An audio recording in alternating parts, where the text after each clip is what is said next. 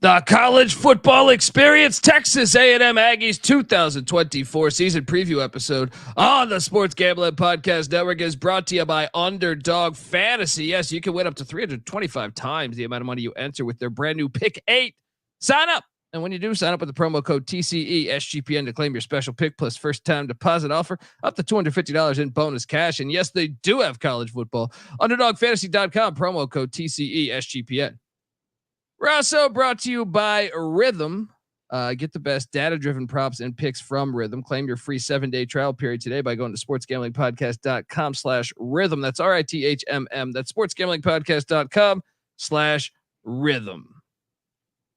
Hey, everybody. Jim McMahon here, and you're listening to SGPN.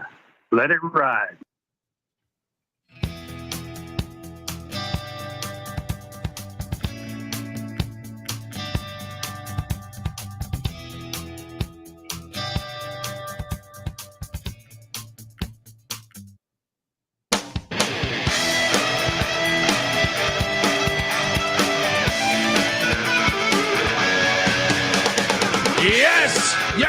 Yes. Woo!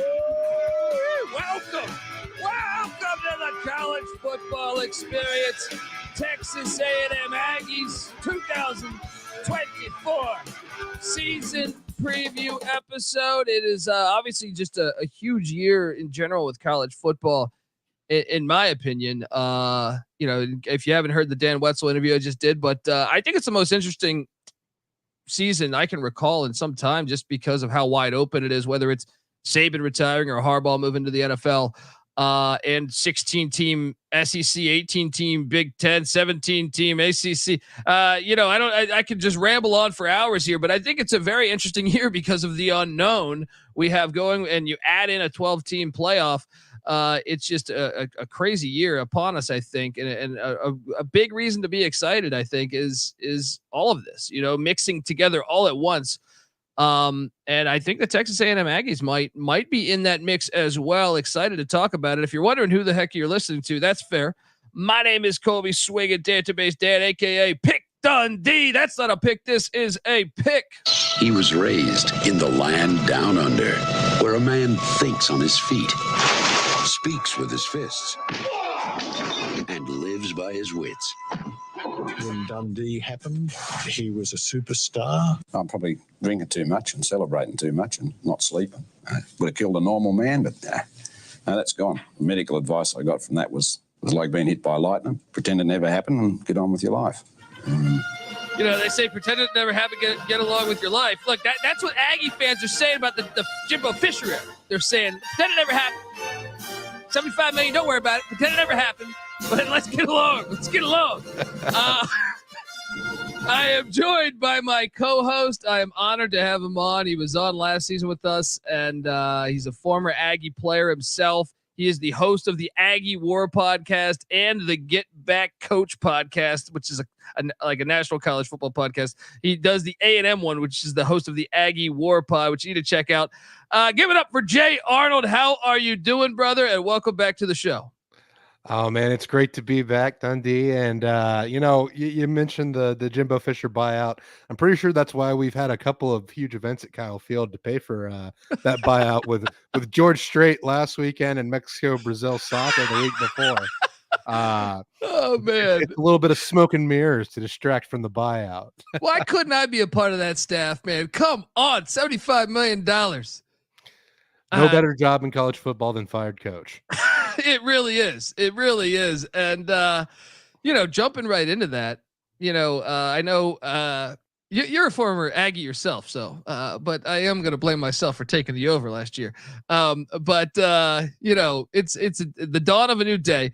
What's your whole take on we thought Fisher would get one more year because we thought the buyout, I went back and listened to our episode last year. We thought the buyout was so massive that we're like, unless he wins like 4 or 5 games, he's fine. What's your take on the buyout in general?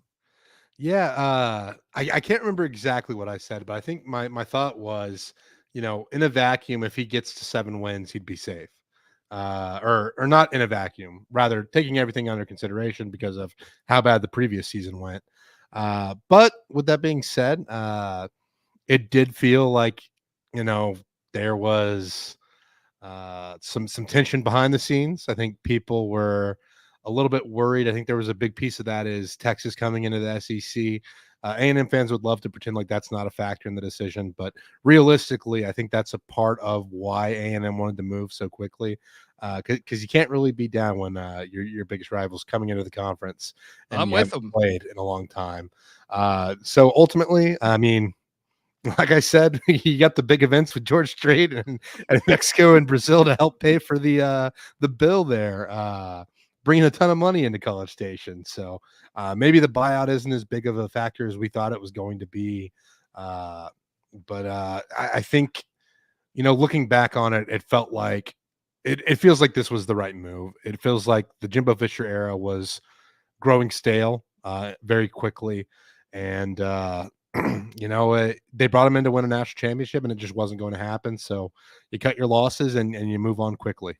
Yeah. And now after that, it was rumored, and I guess you would probably know better than me, but I think what Mark Stoops had told his team, I've heard that he told his team that he was taking the A&M job, which, I was going, not that I don't think Stoops is a bad football coach, but I just thought that they could do better. I thought A&M could do better. And I was ready to fire off tweets. I was ready to go live with the reaction show, and it never came to fruition. So how close was that? Because did they test that on social media? Was that just their angle, or was this just never really going to be a thing?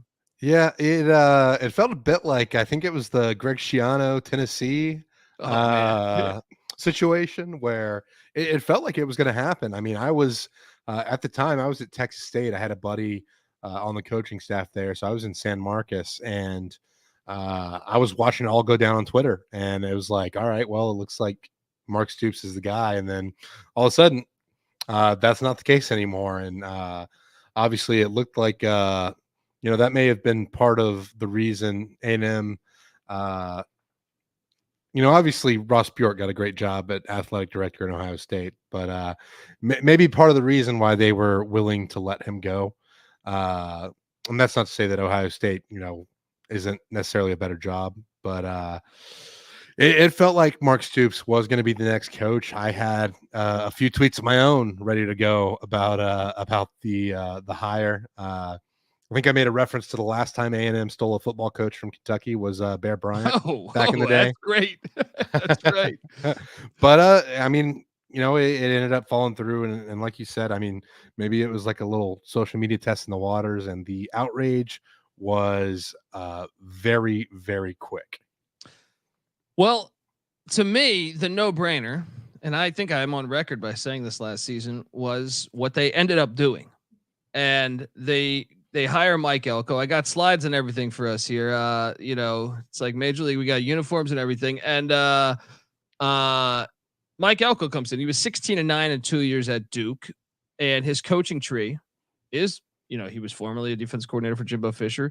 Before that, he was with Brian Kelly and his family. And then before that, he was with Dave Clawson for like 20 years. I feel like 12 or 13 years, I feel like, with Dave Clawson. And I should note that Mike Elko, a former defensive coach at Hofstra. Bring back your football program, you jackasses. All right, let's go. The Hofstra pride, baby. I know, man. What the hell happened? They were once in the 90s, the Flying Dutchman. That apparently offended all the Dutch people out there, so they had to get rid of the Flying Dutchman. What a world! New York was once New Amsterdam. I'm sure that was it was a good reference.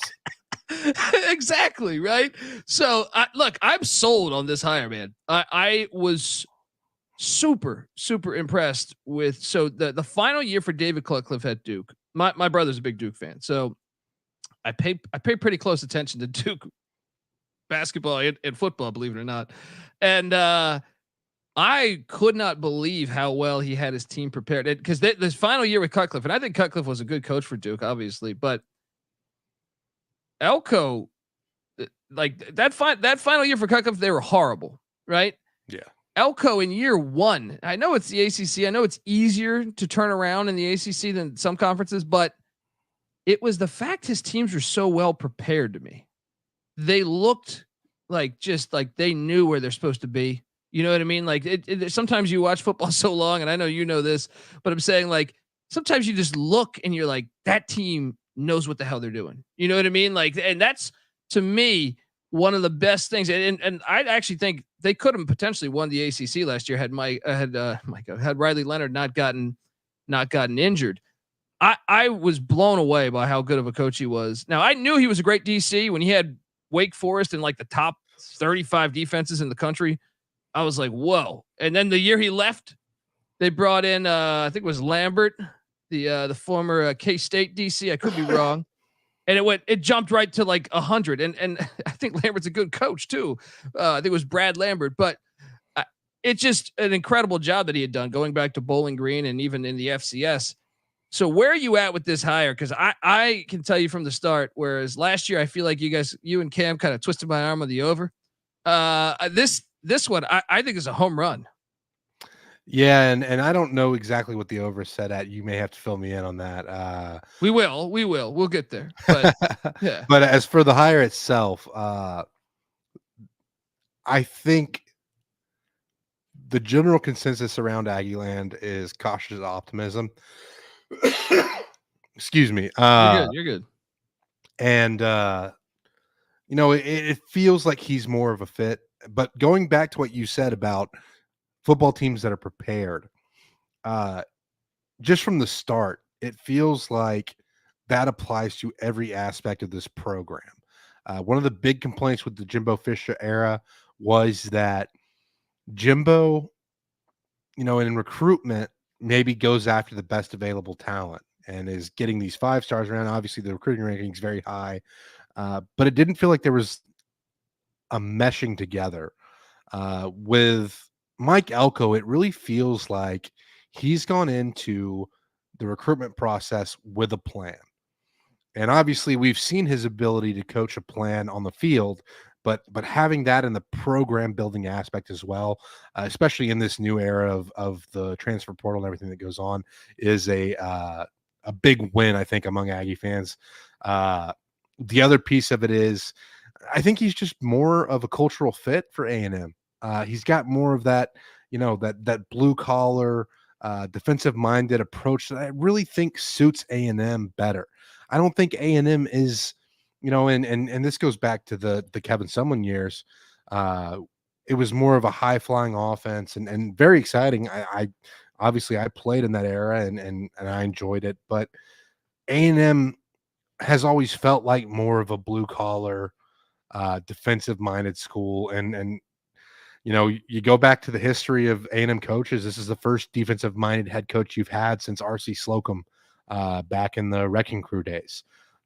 So it feels like a little bit of more of a return to form for Texas A&M. And I think that's why fans are cautiously optimistic about what Mike Elko can do.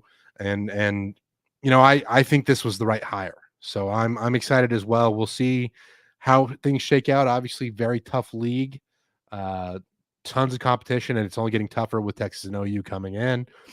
But I think there's a real opportunity for Mike Elko to do great things in College Station. Yeah, and you brought up the Wrecking Crew defense. What if I told you I once every once a month I watch the Quentin Coriat hit at Texas A&M. Just go down a rabbit hole on YouTube. Don't bother me, wife. Don't. I just want to see this. I'm just going to watch these. Yeah, I mean, look, I think the shoe fits. This is who I thought, and I think if you're looking at first year head coaches, I think Elko's got a leg up, and I think you might know this better than me, but he was just there, 3 years ago. He was at Duke just 2 years. Prior to that, he was at Texas A&M as their DC. How much of, because I like to think he recruited a lot of these players, but I know the portal is just insane. Yeah. So how much of this team is still intact that actually knew Mike Elko, or maybe he recruited, some of these guys? Yeah. I mean, you start recruiting guys in like 8th grade now, which is wild to me, but there's definitely some familiarity there as well, which I think helped keep some of the roster together. Obviously, you lose some big names. Guys like Walter Nolan, Evan Stewart have transferred out of the program. But I think those guys were kind of gone either way. If Jimbo Fisher had stuck around for another year, I wouldn't have been surprised to see those guys leave anyway. So I think the familiarity helps a ton as far as keeping the roster together. As far as how well he knows these guys, I'm not sure on that end because he probably didn't get to coach a lot of them back when he was at A&M.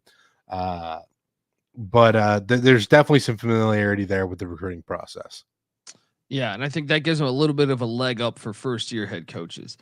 We're going to break down the offense from what it was a year ago, but first I want to tell you folks out there that the College Football Experience Texas A&M 2024 season preview episode is brought to you by Underdog Fantasy. Yes, Pick 8 is now live.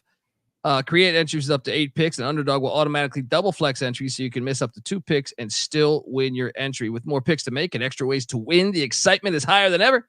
And the best part is you can win up to 325 times the amount you originally enter. And you can now use specials and boost on all flexed entries. Don't miss your chance to try it out before it's gone. Yes, they do have college football. So, and when the season rolls around, I love using Underdog Fantasy with college football. You can find some real edges. So sign up. And when you do, sign up with the promo code TCESGPN to claim your special pick plus first time deposit offer up to $250 in bonus cash. That's UnderdogFantasy.com. Promo code TCESGPN. All right, we are back talking Aggie football, and here with Jay Arnold. You can give him a follow on Twitter at Coach Jay Arnold. Also, make sure to check out his podcast. He is the host of the Aggie War podcast and also the Get Back Coach podcast. Former Aggie himself. So, it's fun talking A&M with you. And look, last year Bobby Petrino, Road Rash Face, came in there and. It's crazy. I was actually looking at these numbers and I thought he did worse. I know that Jimbo is a control freak with the offense, so I don't even know how much blame to put on Petrino or Fisher or what, but they were 24th in the nation in scoring offense a year ago, 5th in the SEC, 48th in total yards, which was 7th in the SEC, 29th in passing, 5th in the SEC. And then I think this is the one you circle here, 11th in the SEC in rushing the ball, 90th in the country. And you got good backs. You got highly recruited O linemen. But, what'd you make of the offense last year?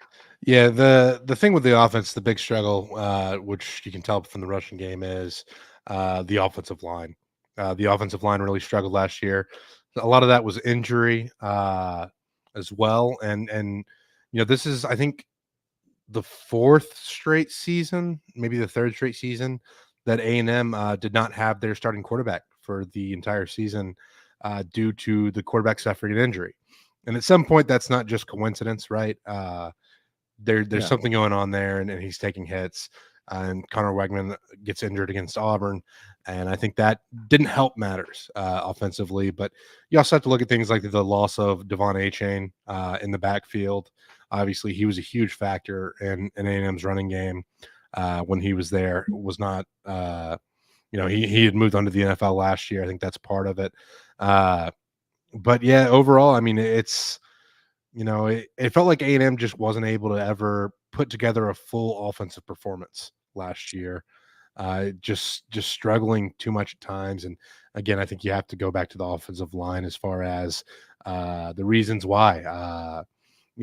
Steve Adazio was the offensive line coach last year, obviously has moved on and is guys being dudes elsewhere now. But that's going to be the biggest thing that Mike Elko has to address this season. And I think it's going to be a process. I don't think it's going to be fixed right away, but it's definitely something that A&M fans are going to be keeping an eye on.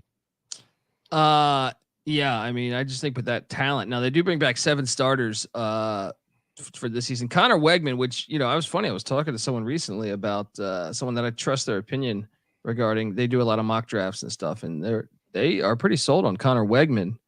I went down there to College Station, I think it was 2 years ago, to catch them against Ole Miss in a game that Ole Miss ended up winning. But Weigman was impressive to me. And not only with me being there, also when I've watched him on TV, I kind of think the guy is a talented quarterback. Where are you at with Connor Weigman? Yeah, I still think Connor Weigman is immensely talented. Again, it's a matter of keeping him upright to showcase that talent and keep him healthy. I touched on it already with the loss of Evan Stewart, but there are a lot of weapons that A&M will have. Starters back. Noah Thomas is a 6'6" wide receiver and is a very big matchup problem again when he's healthy. The backfield that we kind of touched on, Amari Daniels. It's really a three-headed monster of Amari Moss, Daniels, right? Moss Le'Veon a Moss, stud. Yeah. and Rueben Owens, who was the 5-star true freshman that came in last year. Dude, how's the run game bad? I don't understand. Offensive line. Yeah. Games are won in the trenches. But you do get some starters back there. Trey Zune is probably the most locked in of the offensive line starters. It was kind of a rotating cast there. Guys bounced around a little bit. Chase Bisontis started most of the year at right tackle last year, but he's moved back inside, which I think is more of a natural fit for him. So he'll be at one of the guard positions this year, and I feel pretty confident in him starting as well. Mark Naboo played quite a bit last year, kind of bounced around center and guard. I think he'll be the center, but again, this is where the questions come up of we're not exactly sure what starting offensive line mix we're going to see. Right tackle's another one. Ruben Fathery, who played very well as a true freshman, just kind of never took that next step and didn't play much last year at all. I wouldn't be surprised to see him back in the mix at right tackle as a starter with a new coaching staff there. Demetrius Crownover as well could see a lot of time at right tackle. He saw some last year, but again, we don't know exactly what this offensive line is going to look like, and we won't until the first game of the season against Notre Dame. And first off, Mark Naboo, great. I'm very pro having guys named after planets in Star Wars, but so shout out to that. But no, I think they also have Muhammad's son at the wideout spot, right? Who I think he's flashed for me. I don't think he's consistently had a great year, but I think he's a solid player. I think when you talk about first year coaches that walk into talented teams, this has got to be at the forefront of all those first year coaches to me. It's just got to be when I see 7 starters back, and maybe the offensive line wasn't great, but I just trust Elko. And I'm a huge fan back to his playing days of Collin Klein. I don't know. I know we haven't talked too much. Big fan of quarterbacks that aren't quote unquote. To me, I call them lawn chair quarterbacks that just sit back there. Collin Klein was a gamer, man. Collin Klein is going to run for that first down, even if he's going to get blasted. I loved watching Collin Klein, but I thought he did a great job at K-State. What's your take on Collin Klein? Yeah, I think we'll see a little bit different approach, especially with Connor Weigman at quarterback. I don't think you're going to be seeing a lot of quarterback power with Connor Weigman. Yeah, you can't do that. That's but I mean, it's going to be interesting to see. I think one thing that Mike Elko talked about in the lead up to the offensive coordinator search was having an offensive coordinator that's adaptive. So I think you'll see Collin Klein tailor his approach to the personnel that he has out on the field. Another guy that we hadn't touched on yet that missed all of last season, got hurt in camp, is Donovan Green at tight end. I think towards the end of that 2022 campaign, Donovan Green was really one of Connor Weigman's favorite targets. So getting him back out on the field, and if he's healthy and ready to go, will be huge. It's just another piece of the puzzle there for A&M offensively. But as for Collin Klein's offense, I think you're going to see him spread it out a little bit more, maybe throw it a little bit more than you saw from the Kansas State offense. Typically. With that being said, I am looking forward to some of the more creative run concepts that Kansas State had. Yes. A little mix of some more counter and some creative pulling of guards, and it's creativity in the run game that I don't think A&M saw under Jimbo Fisher or Bobby Petrino. It's a different element to this game that I think will, again, play into that physical aspect you would like to see out of Texas A&M. And like you said, I mean, there is a ton of talent here for Collin Klein to capitalize on. No offense to Kansas State, but I think this is more offensive talent from at least a on paper perspective than he's had in an offense. So 100%. I'm interested to see what he can do. And I love Kansas State, by the way. Like there's something about Kansas State that I've always dug, but let's call a spade a spade. You don't normally have K-State always has like that undersized running back who's nasty, but besides that, you don't normally see a lot of K-State wideouts, maybe Jordy Nelson or something, but not many in the NFL and stuff. Just the skill position, it's just on Tyler Lockett, Yeah, that's true. Damn it. They have more than I realized. They developed their talent really well in Manhattan. I'll tell you that. But let's talk portal. You touched on big name guys coming in from recruits, and that's what Jimbo's specialty was. That never really worked out. So you're going to see a lot of names in the portal here, but it's such a big factor these days. I look back at that Michigan team and I look back at the Washington team that played for the national championship in Michigan. Yes, they returned some veterans that they brought back via NIL and stuff, but I think, they really filled gaps by bringing in some key guys in the transfer portal. And same with, Washington had Penix. So, I mean, their whole team was Dillon Johnson, but Michigan really, to me, they utilized the portal and they didn't go to schools they had a couple Stanford offensive linemen that transferred in. I think they had one Arizona State guy, but on the defensive side of the ball, they had a UMass transfer that was playing major minutes, a Coastal Carolina transfer playing major minutes. So it's not always to me like he's a Bama transfer. Sometimes you find a good play. Jared Verse at Florida State, perfect example, comes in from Albany with the Great Danes and, was arguably the best player on that defense last year. So, good football is everywhere. Well, I mean, even with this offense, Jahdae Walker, is a Grand Valley State transfer from last year. And he came in and towards the end of the season, he was one of the biggest stars offensively. I think he played very well towards the end of the season, was a factor in the Texas Bowl as well. And will be a factor in the offense going forward. But yeah, it's finding guys that fit and noticing that there are guys at every level of college football that can be contributors if given a chance. Yeah, you saw it with I'm drawing a blank on the kid's name right now. The running back from Mizzou too was like a D2 transfer. Zeller, is it Cody? Yes, and he ran for like 1,400 yards last year. Yeah, unbelievable story there. So in the portal, they lost a ton, and I just went through and obviously Max Johnson, the son of Brad Johnson, him and his brother headed out. Jake Johnson, the tight end, to North Carolina. So I guess maybe a little concern as far as QB depth. But besides that, I mean, Evan Stewart's the big one that stands out here. Once again, youtube.com/the college experience. You'll see my big sheet. I'm not going to rattle off every single name, but there's a lot of them. Obviously, I'd say, yeah. I mean, what stands out to you there? Stewart, right? Stewart's one of the, this is a first rounder, right? Yeah. Evan Stewart is the one that definitely stands out.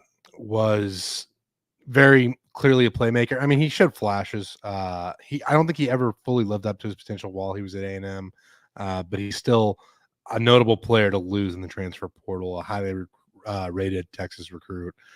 You never want to see a guy like that go. Obviously, Jake Johnson was a big factor offensively at tight end as well. And part of that, again, was Donovan Green being injured, but he's another guy that you really hate to see go just because of, he's just a guy that knows football, right? He was a tight end that could block and pass exceptionally well. Or block and catch. Sorry, if he was passing, that'd be something. But no, maybe with dad, you never know, right? Or with brother, right? And then Max Johnson. You mentioned Max Johnson. One thing I will say is that even with the loss of Max, I still feel like there's pretty good depth in the quarterback room, especially with the performance that Marcel Reed had in his first significant playing time in the Texas Bowl. I think he showed a lot of skill, and then you also have Jalen Johnson from Fresno State, who played quite a bit over the course of the season as well, and is, again, having that depth in the quarterback room where even though you lose a guy like Max Johnson, who is about as good of a backup quarterback as you could have had last year, and a very important veteran presence, you still have to feel pretty confident with what you have as far as depth in the quarterback room. Yeah, anytime you have a Jeff Tedford guy too, I feel like Tedford's always ahead of the curve. There's a couple other guys they lost on the offensive line. They lost a kicker to Illinois, but obviously with a coaching change, you're going to see just these days mass exodus. Here's what they brought in though. And I think this keys on your point that, he doesn't necessarily go for, the sexiest names out there, the sexiest schools, whatever you want to say. But EJ Smith, Emmitt Smith's son, comes in from Stanford to a loaded backfield already. I mean, where is he going to be on the depth chart? Is he just, because you mentioned 3 running backs before and you're just like, damn, how were they bad last year rushing the ball? But he's good. He's a solid back. Yeah. Very, very good depth there at the running back position. And, given how physical that position is and the tendency for guys to get injured, I would not be surprised to see quite a big rotation there. A receiver that I'm really excited about, because I watched a good chunk of Conference USA football. Cyrus Allen from Louisiana Tech is a guy that I was really happy to see brought in. I think he's going to be a guy that, again, creates a lot of matchup problems out of the slot. Very explosive guy, going to be fun to watch. And then Garrett Miller at tight end from Purdue. I think he's going to be a really good complement to Donovan Green. I think those two, like you see some 2 tight end sets with those two. I think that could be another place where you create some real matchup issues. Obviously, Garrett Miller is a very good blocker as well at the tight end position. I got to ask you too about, first they brought in Jacob Bostic, a receiver from Iowa, who must not have done his homework when he went to Iowa, because he was probably sitting there saying last year, "The fuck is that?" They don't throw the ball much. So look, going out and getting gems. Obviously, Wesley Watson coming in from K-State, where he's probably familiar with Collin Klein. But I do have to mention Shane Calhoun. Have you had a chance to see this kid or heard anything about this kid? Because I like to think he made a mistake leaving my East Carolina Pirates. I'm sorry. It just naturally plays. It just naturally plays. I'm sorry, but he made. I don't understand. Maybe I understand you guys are playing in the SEC, but to leave East, just a place like East Carolina, I just wonder where his head's at. But how's Shane Calhoun looking as far as have you heard anything about Shane Calhoun? Because I know it's a step up from the AAC to the SEC. Yeah, I mean, a very talented tight end. I haven't heard too much yet, but again, there's a lot of football left ahead of the first game of the season as far as going through camp and everything. And I have a feeling that Collin Klein is probably going to get creative with some of these personnel packages. And I wouldn't be surprised to see 3 tight ends out there at a time. I think tight end's another spot where it doesn't hurt to have a lot of depth. And having guys like Shane Calhoun and Trey Watson from Washington as well. I only mentioned Garrett Miller, but I don't want to discount those guys either. Calhoun and Watson, both very talented individuals at tight end. Well, and to your point, you look at this, if you just look at this, Joe Schmo out there, college football fan, traditionally, I feel like you look at what A&M does in the transfer portal over the past few years. It's like guys from LSU, from Bama, from, USC or something, you know what I mean? Like it's big time programs for the most part. You look here, you're like multiple guys from Troy, East Carolina, Louisiana Tech, Florida Atlantic, and on the offensive line, Troy, Florida Atlantic, Kansas with Lance Leipold, and then Utah. But this is what I mean, though, is like, and you probably know this better than me. Elko, to me, I was just really impressed with the teams, like we said, with the plan. I feel like his team always knew where they were supposed to be, what they were supposed to be doing. And then also, I thought he was really good judge of talent. I always thought that. When you go back and look at the Wake Forest teams and Bowling Green teams where they didn't necessarily have any pros, but I was like, you watch them and you're like, how the hell does he have this defense playing this high? Like this good of a defense. So I'm really intrigued to see what he can do on the offensive line. And like I said, to your point, clearly not going after the biggest names out there. Yeah, and I mean, we did get a transfer from Georgia there on the screen. That's a kicker. He's like, we'll get one, make the fans happy. But the Utah transfer, that's another one that factors in. And I'm going to try to pronounce this, probably not getting it right, but Kolinu Fa'ayu is what we're going to roll with. That's great. I mean, I have people that listen to my BYU preview only because they want to hear me pronounce the names. Yeah. But he's coming in and he's a guy that is going to compete and push for the center position, starting there, especially with, Bryce Foster transferring out. That's kind of where Martin Naboo can play either guard or center, bringing in a little bit more at center. And generally speaking, most guys that can play center can play guard. And so having depth there on the inside of the offensive line, he was a guy that transferred after the spring practices were over. So we haven't got to see him at A&M yet as far as in a competition setting. Will be really interesting to see what he does in fall camp. Yeah, I'm a big Whittingham fan. I feel like they always are like, well, now that the Pac-12 is over, they were always like the most physical team though, to me. Like you watch them, you're just like, oh, they're just on another, like, I feel like they had USC's number for a lot of years because they didn't want that smoke. I will say that I'm very excited about the Utah-Kansas State matchups in the Big 12 from a pure physicality standpoint. Oh, hell yeah, man. And I'm glad to get the Holy War back. And like I said, look, I'm very bitter. I prefer college football with the Pac-12 or the Pac-10, whatever, and I don't like 18-team conferences or even 16s too much for me. But we get Texas A&M back.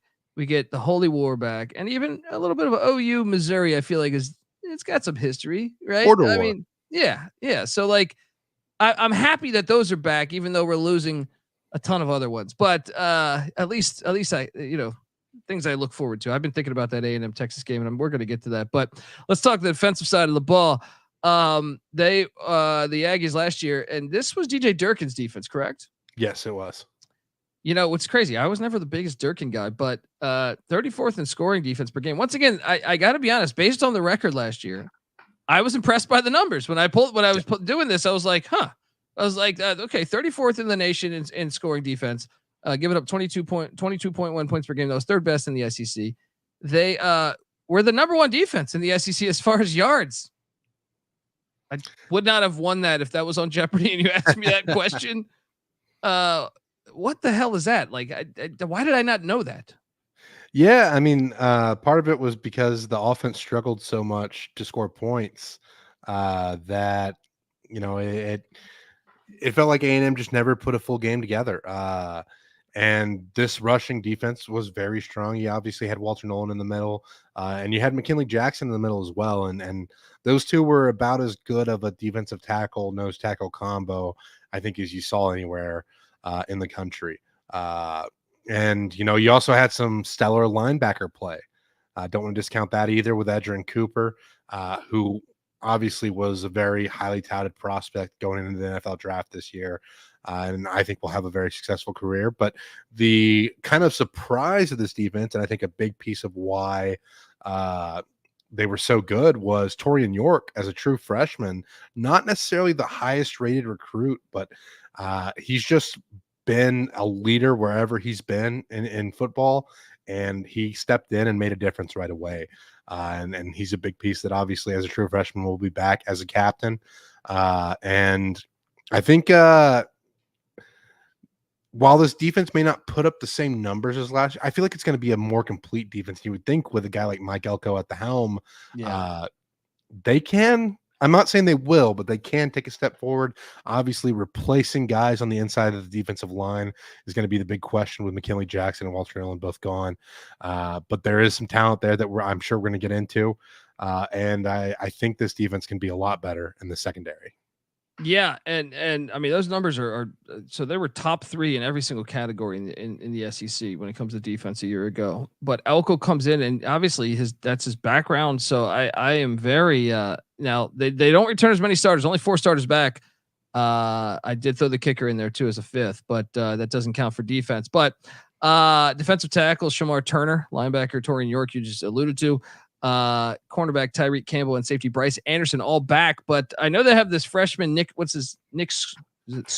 So Nic Scourton is the I think the graduate transfer from Purdue, who was why did I say freshman? Why did I think freshman? But yeah, he comes over from Purdue. My bad. Wait, do you guys have a good freshman though that's supposed to be starting?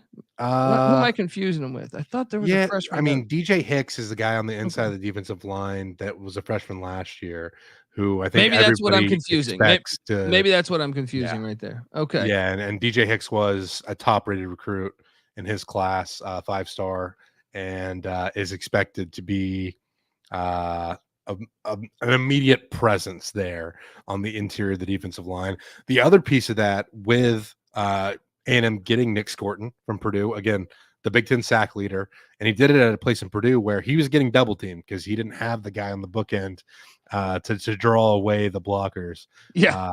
Like that dude, I've watched a ton of film on him, and he also showed out in the spring game. Like, very excited to have Nic Scourton there.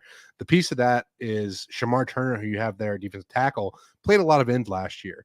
I think he's a more natural fit at the 3 technique.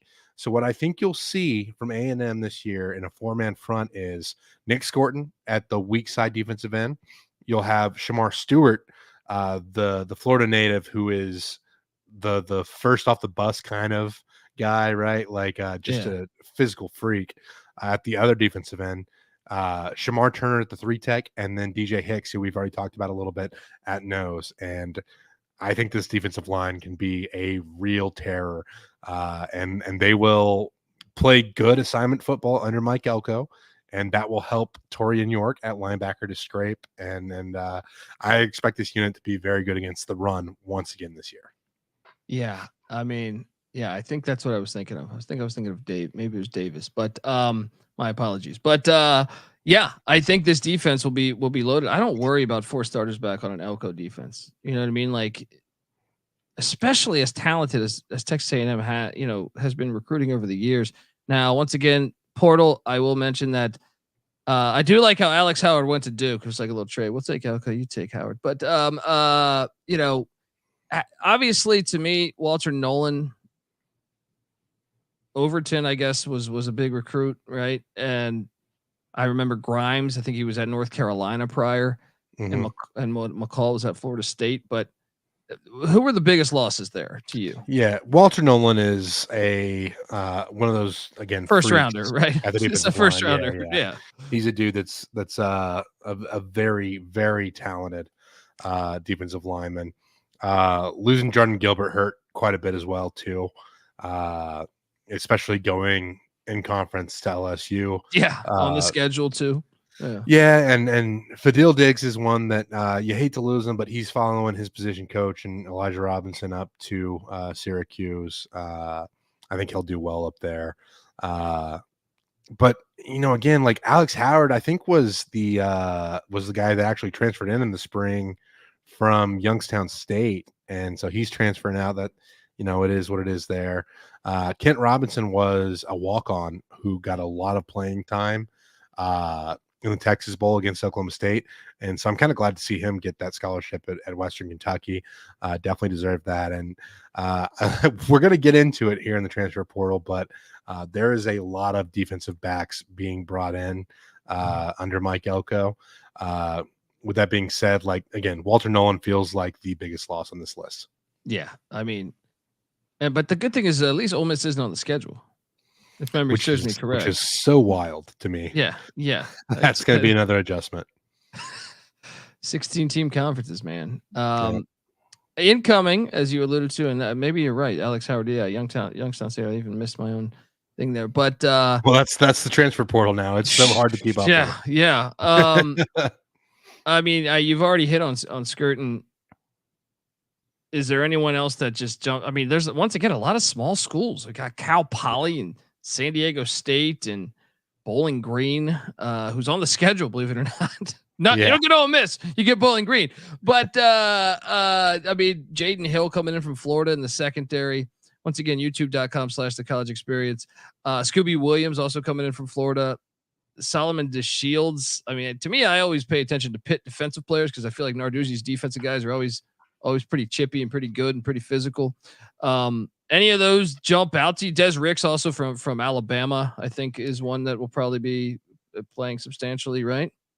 Yeah, obviously Nic Scourton's the key piece of this, and he was the prize of the transfer portal for Texas A&M, and he'll come in and be one of the best pure pass rushers. And I say pure pass rusher, he can play the run as well, but one of the best pass rushers that A&M has had in a while. At the linebacker position, obviously, we mentioned Edgerrin Cooper has moved on to the NFL. So getting Solomon DeShields and Scooby Williams there to complement Taurean York, both very good pickups.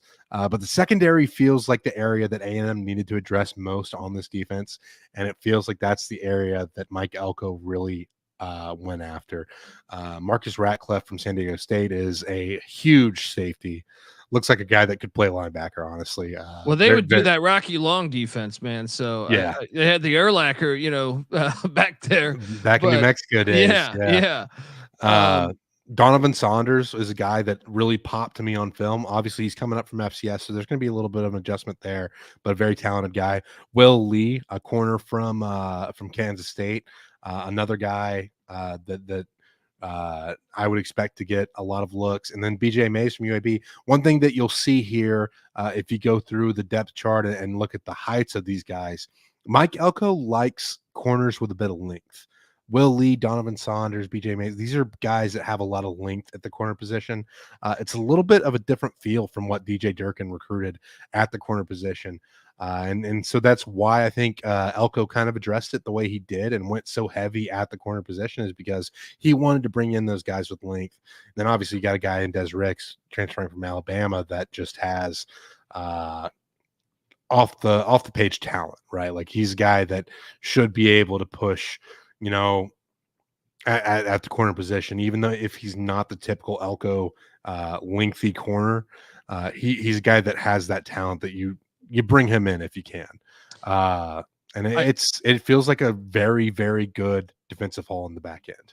I think the whole defense is loaded. And I should note that Jay Bateman was the hire. Now, a lot of people will bring up his tenure at North Carolina as a flaw, which I understand they were not very good, but I loved what he did at Army. If you go back to when he was DC at Army with Jeff Monken, they almost beat, when he was there, they almost beat Oklahoma at Oklahoma. I think they lost in overtime. And I was just really impressed with, to be able to do that at Army. To me, that's like coaching 101. Yeah. You know what I mean? Like to be able to get those guys playing the way they did. They were like, I think they were top 10 or top 15 when he was at Army. How do you feel about Bateman coming in there? Well, and the other piece of that too is that this is still a Mike Elko team where I expect him to have a heavy influence on the defense. And he's going to be there. I feel like this is going to be like Collin Klein's going to get to run his offense, but this defense is going to be a joint Bateman Elko venture, which I'm personally excited about. I'm very excited. I'm not even an A&M, like you're an A&M grad. That's your team. Like to me, I'm just like, oh, I want to watch this. Like let's go. Folks, before we get to the win total and the schedule, I want to tell you that the college football experience is brought to you by Rhythm. Look, if you're betting on NBA player props, well, first off, I know the finals just ended, but if you're betting on player props in general, then you need to download Rhythm. Rhythm is the go-to sports betting tool that transforms complex data into actionable insights, empowering bettors with smarter data-driven decisions. Unlike other platforms, Rhythm combines advanced predictive analytics with an intuitive user experience, making betting both easy and enjoyable for you. Rhythm's predictive models were born from the brains of MIT data scientists and quants with over 3 years of data that will help drive you to better AI-backed betting decisions. So what are you doing? Try out your free 7-day period today at sportsgamblingpodcast.com/rhythm. That's RITHMM. That's sportsgamblingpodcast.com/rhythm. All right, we are back here on the college football experience with Jay Arnold, host of the Aggie War Pod and the Get Back Coach podcast. Subscribe to both of those. But win total sitting at 8.5. 8.5 wins, and I should tell you that this is juiced to the over. So Vegas is basically saying they think they're going to be 8-4. It is plus. I'm seeing plus 110. Depending on the book you go to, shop around. I do see a plus 120 out there. Towards the over. To the under is minus 125. What's your first take without diving into the schedule? First thought. 8.5, is that about right? Where you would place it? Yeah, I have A&M at 8-4, so I would have the under here, and it sounds right with the juice there. All right, well, it's plus 1,800 to win the SEC championship. To make the playoffs is plus 220. To not make the playoffs is minus 300. To win the national championship is plus 500. The schedule to me, and if you're wondering what this number is on the right here, folks, I power ranked what I thought were the most important games of the season. You're a former Aggie, yourself, is my number one correct? Far and away. Yes. That is going to be a ridiculous time in College Station, which could be very interesting as well with the 12-team playoff and how the schedule shakes out. Oh, I just did an interview with Dan Wetzel of Yahoo Sports, and I mentioned in that I have I think A&M's going to win that game, and I think it's going to cause some problems for the playoffs. I'll talk about it in a second here, but I want to go game by game. They opened the season in College Station against Notre Dame. Awesome game. And I know it's Elko's first year, and normally in first year coaches, I like to fade them in September often, but not with a roster that I think is super talented, and not with a roster I think he's a little familiar with. And then he's facing his former quarterback in Riley Leonard, who hasn't been healthy, by the way. I'm sure he'll be healthy probably by the time this game starts, or kicks, but no one's going to know your weaknesses more than your head coach from a year ago. That's a defensive head coach. I have them beating Notre Dame in the season opener. How about yourself? Well, I said 8-4. This is one of the losses that I have on the schedule. Just because, again, first year coach, first game of the season, very tough opponent. Notre Dame's kind of been up and down under Freeman. It's been, the thing is, I feel like they've played to their level of competition. Like, I feel like they get up for the big games. And that's kind of what gives me a little bit of pause here. I think Notre Dame's going to be ready to go. Obviously, College Game Day is in town. That's already been announced. So it's going to be a big game atmosphere there under the lights at Kyle Field. I just think that with this being the first game of the season, A&M's at a little bit of a disadvantage under a new coaching staff, and I have Notre Dame getting the win in College Station. I like this. We're already disagreeing. Last year, I feel like we were agreeing with everything, and yeah, I got them beating Notre Dame. I feel I feel decent about it because I feel like Notre Dame's off. Now, Notre Dame's defense will be very strong, but I think the offense has some question marks to me. And with Elko's defense, and the fact, if this was in South Bend, I would take Notre Dame. But the fact it's in College Station, I give this one to the Aggies, especially against his former quarterback. Like I said, who I don't even know his health status at, like, right now. He didn't, in the spring game, he wasn't available. I was told, at least. I didn't watch the spring game, but I will say that of the 4 losses that I have, this is the one that I feel most unsure of. I feel like this is the one that A&M could very easily win. Well, and this sets up great if that's the case, because McNeese is next. I have that as a win. Shout out to the Cowboys there in Lake Charles. Week 3. This is, to me, like, there's 2 games that I had circled as, kind of games that I guess, well, one to me jumps out that I think we'll get to in a minute, but this is one where I feel like they could lose this one because it's so early, and Florida, Napier's coaching for his life. They're easily the more desperate team, but I think A&M's better, in my opinion. I think they're better. Like, I was not a big fan of the Billy Napier hire from the start. I thought, at Louisiana, I thought, okay, they did a great job as far as wins, but I thought his offense was kind of stagnant. I thought the Sun Belt West was garbage. So I thought they would steal a lot of those wins and barely beat, like, ULM, and Troy was down there in that time period. So I just wasn't sold on that being a home run hire. And I think I'm still accurate with that, but I have a huge coaching advantage to Elko there. I have them winning in the Swamp. Do you have them losing this? I have them winning in the Swamp. Okay. I think you touched on a lot of things there. The offense just feels stagnant. And the other piece with Florida is, like, that's always going to be a very talented team. Like, they always recruit somewhat well. You're going to have athletes out there, but it just feels so disjointed. And 2 years ago, when Florida came to town and played at A&M, A&M wasn't super competitive in that game, but I think people forget, like, A&M had like 17 guys out with, like, the flu or something in 2022. And they're going to want to get that one back. And I feel like A&M is just going to be better coached, in a better position. I think they're going to get a lot of the tests out of the way with that Notre Dame game, and I feel like that plays into their hand when they go to Florida and the Swamp to take on the Gators. I have A&M winning that one. Yeah, I am. It scares me a little bit just because the Swamp, like Florida got up and beat Tennessee last year. They're capable of winning against a good team in the Swamp. But I got them 3-0, and then Bowling Green comes to town. Scotty Leffler, no, not 4-0, 4-0. Yeah, I have this one as a win as well. Now comes the game, and I was told that this is the last year at Jerry's World, right? Is that accurate? Thankfully it is. Yeah. Play college games on college campuses. Yes. Thank you. Good God. There's nothing worse to me than, I'm anti-dome too, but anti-dome, but also the death to neutral site games to me too. In any sport, I don't give a shit. Three exceptions for me in college football. The Red River Shootout. Fair. The world's largest outdoor cocktail party. Fair. Army, Navy. I think we see eye to eye. Those are the three that I would say too, that I would protect. Even though Army Navy, I think it was during COVID, they played it on campus, and I was like, I'd be okay with it too. Yeah, I could get behind that. Yeah. I mean, either one works to me. Army Navy, because it's basically like the craziest environment when you see it at Foxborough or wherever in Philadelphia at the Link. The Link. Yeah. It's just that game's perfect.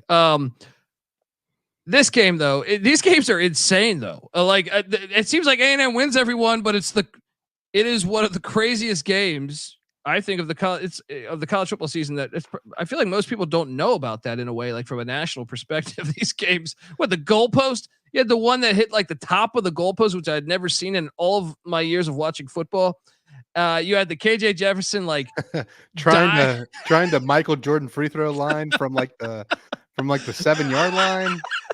They probably would have won the game if he doesn't do that. Yeah. And I mean, these games are insane. But once again, Arkansas, now Bobby Petrino, revenge game here. He goes to he's back at the scene of the crime. And Sam Pulled Pork Pittman, my guy. I love Pittman, but I think he's coaching for his life too. I favor A&M here because Arkansas, they lost Rocket Sanders. They lost KJ Jefferson. Taurean Green, who is talented, comes in, but I don't think they're going to be there yet. So I favor A&M to be 5-0 here. How about yourself? Yeah, I'm a Pittman fan as well, but unfortunately I don't think this is going to work out for him. And I have A&M winning this one. It's going to be chaotic and stupid like this game always is. Going to give me a heart attack for no apparent reason. But I do think A&M wins in Jerry World, thankfully, for the last time. Yes. And then to me, this is the biggest game of the season in a way. Yes, Texas is the biggest game, but this is the one to me that I think is so important because I think there's a decent shot. So this is the final SEC preview I'm doing. I've done all the other SEC teams. They're out there available. And I have Missouri at a similar record as A&M. So the tiebreaker, and this is the problem to me when you have the 12-team playoff. And I think they're going to expand this thing super fast because you're going to have this. It's the schedule discrepancies are gigantic. I look at Missouri's path, and I think it's so much easier than say Georgia's or Texas or a couple other Alabama's even. So it has potential. There's going to be gigantic fan bases left out, and I think this is a very important game for that. But I also think Mizzou caught lightning in a bottle a little bit last year. I think they're Luther Burden's a stud, and I think their NIL and everything, and Drinkwitz has the program rolling. Don't get me wrong, but I also watched them almost lose to Middle Tennessee. So I'm not ready to sit there and say they've turned the page yet. It's encouraging. I think they're going to be, the schedule's very nice for Missouri this year. And I do think they're super talented. Love what they added in the running back room with Noel, the kid from App State, and the running back Carroll from Georgia State. But with this being in College Station, I'm favoring A&M here by a field goal. What are you doing here? I have this as loss number 2 on the schedule. I just think Mizzou is a very, very good team. I hear what you say there with a little bit of concern about, what they did, but I just feel like they have so much momentum going into this season. And obviously things can go wrong in a hurry. But I think Mizzou is going to be just a very good team in 2024. And I think they hand A&M their second loss of the season. I can see one loss there. Like I have them undefeated just because I think I believe the schedule is great for A&M too. Like the Arkansas game could be bananas. So I mean, like that's the one. But I think they're better than the other teams as long as it's in College Station. Like Missouri and Notre Dame, I think they're better than them in College Station. Yeah, and maybe this is me just like trying not to get my hopes up too much, but I have Notre Dame and Mizzou as my two losses. Fair. I like the honesty. I like the honesty. So you got a bye week October 12th, and then you had to Starkville to take on Jeff Levy's bunch. I don't know. I know we haven't talked enough off air, but something about Jeff Levy's offense. Let me tell you the thing that bothers me most in college football. Probably it's Jeff Levy's offense because he's had this knack for doing this. He did this with Mackenzie Milton. He did this with Dylan Gabriel, and he did it with Matt Corral. He does a lot of you see a ton of option read stuff, and he runs the quarterback, and they abruptly slide. It was like a quick 6-yard, and then they abruptly slide. And Dylan Gabriel got knocked out the game before the Red River Shootout 2 years ago on this. And I got to be honest, I don't normally wish for player injury. I smiled.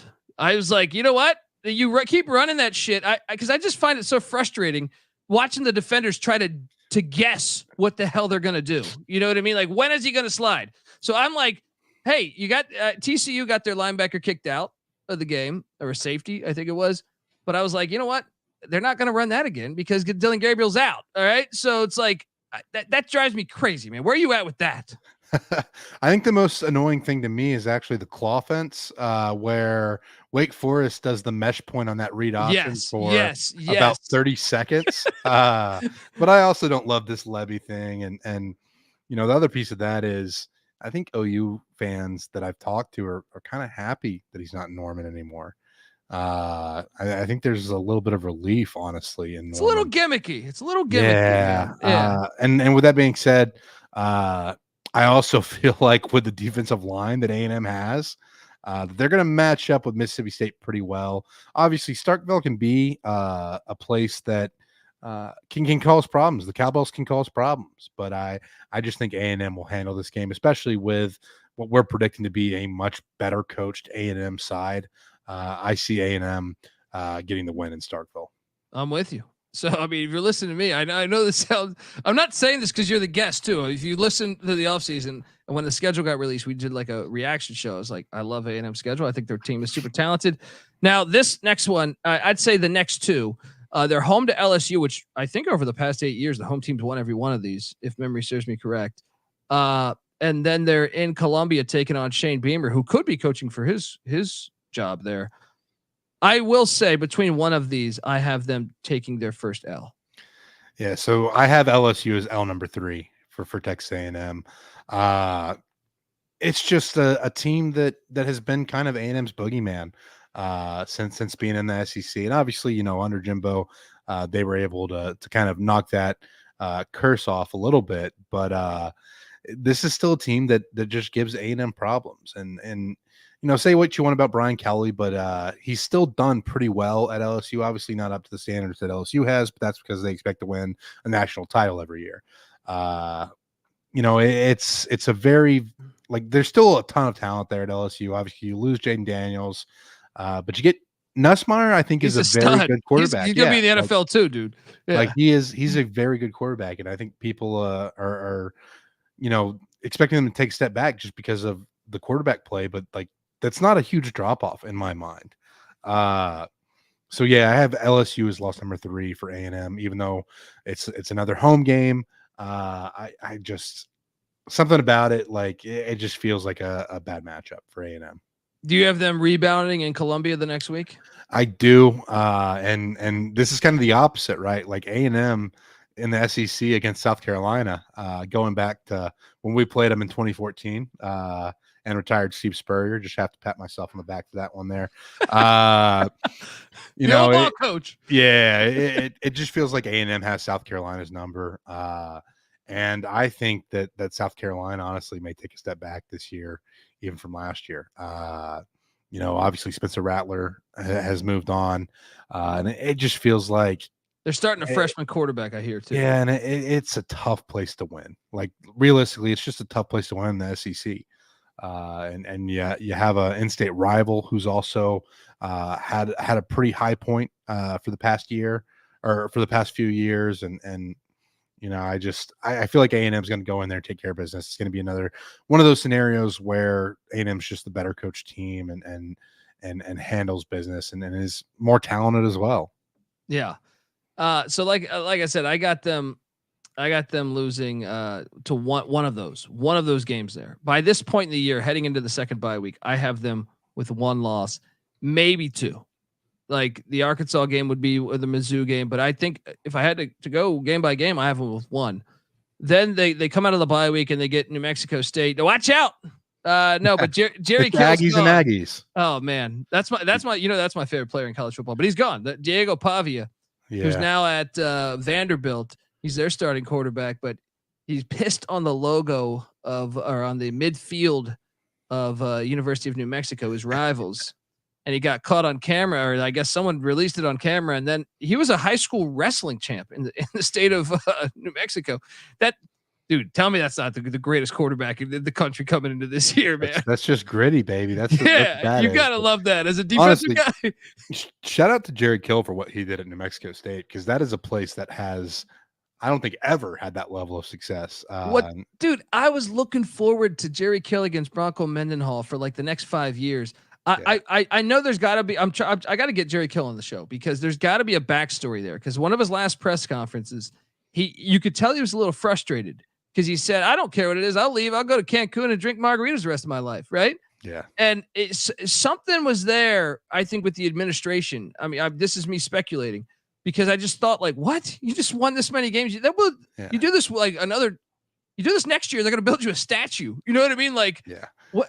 The thing is, I think things are about to get a lot harder in Las Cruces because I think both of their rivals, New Mexico with Bronco Mendenhall and UTEP with Scotty Walden, are both about to take a big step up.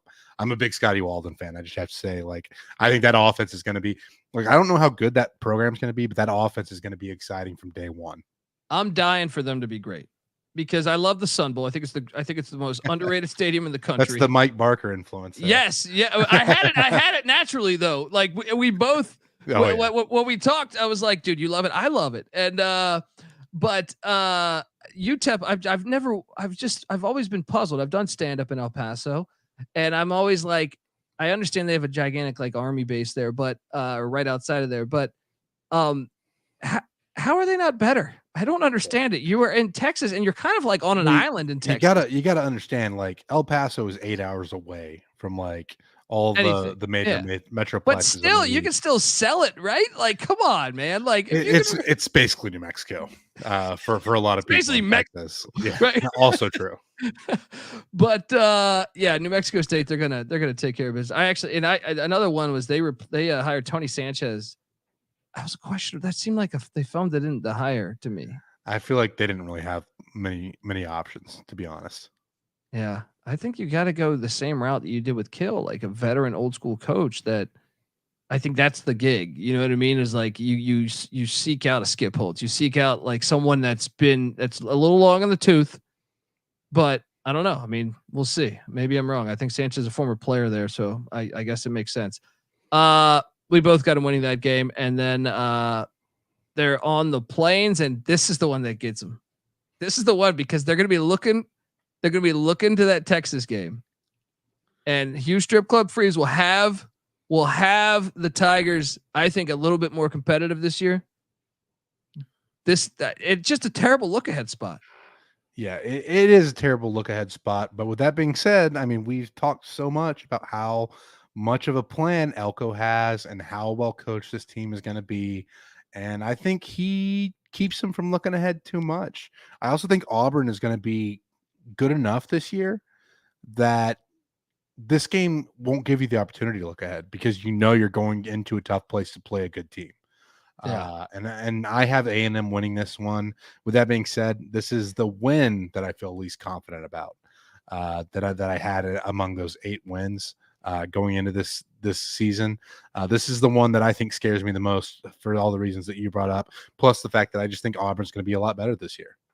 Yeah, I agree. And then the final game of the season now, I am a little upset that it's not on Thanksgiving or you know what I mean? Or at least Black Friday, but I wanted Thanksgiving, especially they took the Egg Bowl from us on Thanksgiving.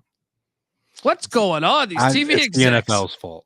We're blaming the NFL for that. And, growing up in Texas, I was an OU fan because everyone in my family was a Texas or an A&M fan, and I was a little shit. But this game was always a big part of the Thanksgiving tradition, right? Like you watch the Cowboys in the morning or in the early afternoon, and then you watch Texas and Texas A&M play at night. And I want to be mad that it's not on Thanksgiving, but I'm just so damn happy to have this. It's on the schedule, right? That's fair. That's fair. But I'm with you. Like, to me, like when I think of the Black Thanksgiving, Black Friday, it's like you get that Egg Bowl. We used to get on the Friday. I would always look forward to Colorado, Nebraska, and then the Backyard Brawl. You would always get that on Friday. We're deprived of a lot of those, but so I'm just glad it's back. But this is what I was going to say earlier. I just wanted to wait till I got through this. Call me crazy, man. I think A&M's going to get them. I think it's the biggest game. Elko knows this. Sark in big games, to me, I still have a question mark on. Yeah. I still have a question mark on. And to me, this is one where I do think the outrage will start, because I think it's very possible that Texas has the same exact record as A&M coming into this game. And if A&M wins this, which I think they will, I'm calling for them to do that, then I think they're going to go to the 12-team playoff. And I think also that Missouri will have a better record than Texas. And I think Georgia will too.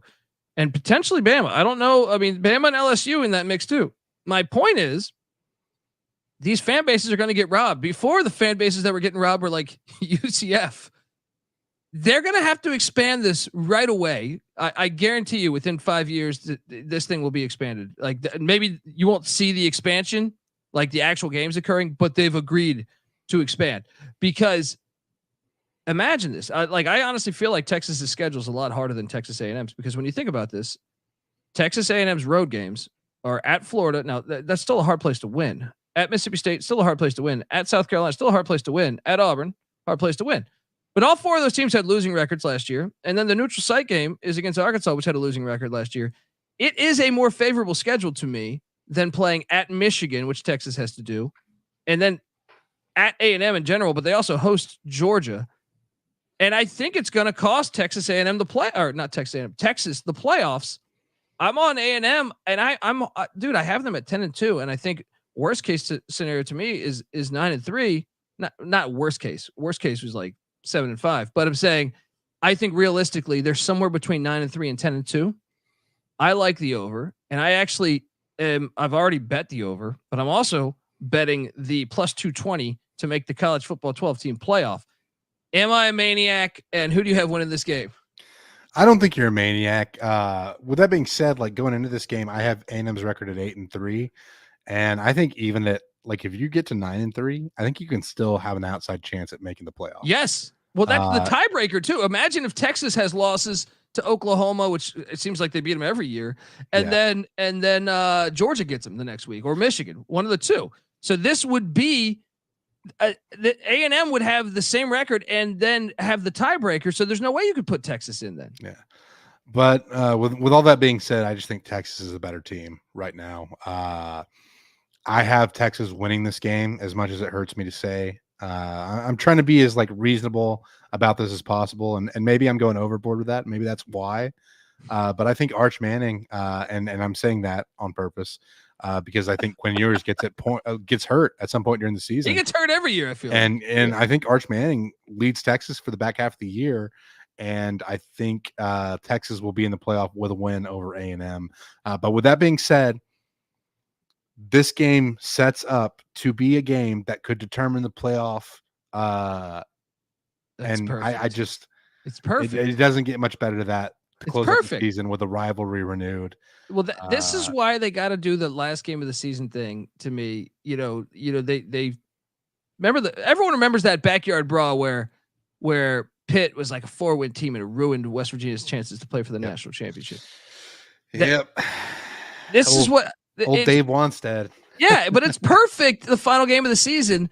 And to me, this is why I think the 12-team playoff is, I don't know where you're at with this, but I think it makes the season doing these previews compared to the past 7 years I've done these, I'm going through it. I'm like, oh my God, like this is going to be so awesome, because I was like, this, not only that, like every game, it always mattered every game for certain select teams, but not now. Like on Thanksgiving, we have Tulane at Memphis. That's like, that could decide who makes the 12-team playoff. Yeah.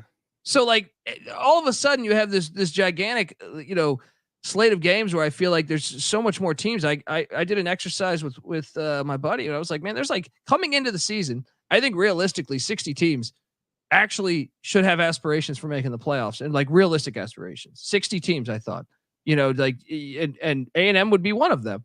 And man, I think they can get them. I'll tell you this, man, Sark in a big game. A lot of people don't know this. They played 7 backup quarterbacks last year. Yeah. That's like Texas looked the part towards the end of the year. They really did. Like the defensive line, the offensive line looked really, really strong. Like they beat the hell out of Texas Tech. It was like 70-3 or something. But still, they got a favorable whistle in that Houston game. And then you add in the fact they played so many damn backup quarterbacks. I don't know. And when they played Washington never trailed that game. So I think it's going to be very interesting. Now, Arch Manning, I will say the spring game, he did look pretty damn good, but yeah. I don't know. I will say that, like, as a trench guy, I am salivating at the matchup of Nic Scourton and Banks, offensive line versus defensive line there. I think that's going to be one of the better position group matchups of the season, with A&M's defensive line going against the Texas offensive line, because I think that's strength on strength, and it's going to be a lot of fun. Yeah, and remember, Texas also loses they had 2 D tackles drafted in like the top 40. Yeah. So you were going to be able to see that. I think that's a big question mark coming into the year for the Longhorns. How's that defense going to hold up? Yeah, because the secondary got scorched last year. Yeah. So anyway, I'm on the over. You're on the under. Hey, look, last year we both agreed it didn't work out for us. So listen, and I'll say I hope you're right. There we go, folks. Look, that's our show. Make sure you give Jay a follow on Twitter at Coach Jay Arnold. Also, make sure you check out his podcast. I mean, host of the Aggie War Pod, and maybe you're not an A&M fan. Maybe you are a Texas fan or a Hail State fan. Well, you want to know what the enemy's thinking, so check out his podcast, and then you can see he's got the national one for you, the Get Back Coach podcast. Check that out as well. Jay, I appreciate you hopping on the show, brother. And yeah, I look forward to talking some trash throughout the year, saying I told you Elko was this good.